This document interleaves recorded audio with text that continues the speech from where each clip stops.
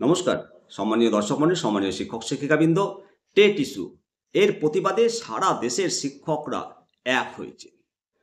এটা একটা বড় সাফল্য। সমস্ত শিক্ষক সংগঠন, সমস্ত শিক্ষকগণ এক হয়ে এক ডাকে সারা দেশ থেকে 2 লক্ষ শিক্ষক দিল্লির দিকে পদযাত্রা করবেন। 5ই ডিসেম্বর 2025 দিল্লির রামলীলা ময়দানে অনুষ্ঠিত হতে যাওয়া মেগা সমাবেশের দায়িত্ব, রণকৌশল সব কিছু ঠিকঠাক হয়ে গেছে।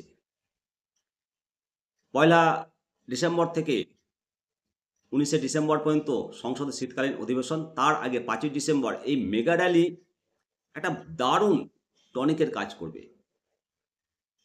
এই মেগা র্যালি সরকারকে ভাবাতে বাধ্য করবে এবং এই মেগা র্যালি সমস্ত শিক্ষকের সমস্যা সমাধান করবে। টেট ম্যান্ডেটরি এই যে প্রভাব, বহু শিক্ষক বহুভাবে প্রভাবিত হয়েছেন।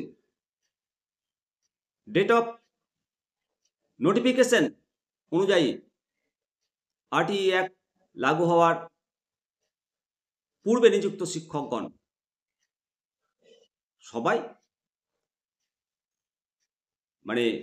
লাভবান হবেন।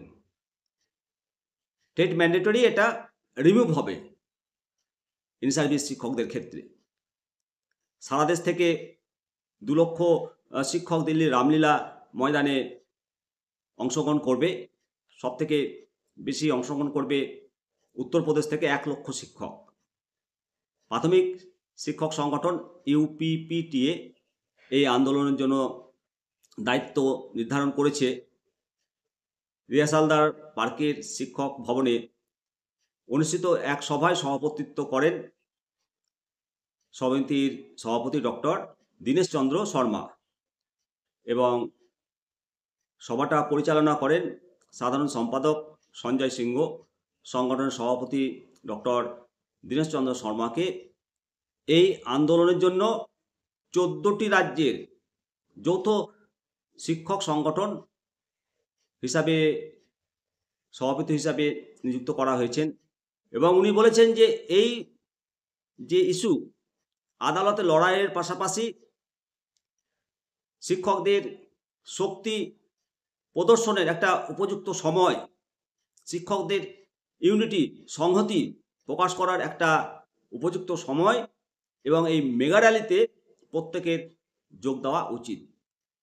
অবশ্যই সমস্ত শিক্ষকগণ এই মেগা র্যালিতে হাজির হয়ে এই পদযাত্রায় হাজির হয়ে এই পদযাত্রা যদি 100% সফল হয়, তাহলে শিক্ষকগণ তাদের নিজস্ব মৌলিক দাবিগুলো সমস্ত তারা আদায় করতে পারবে।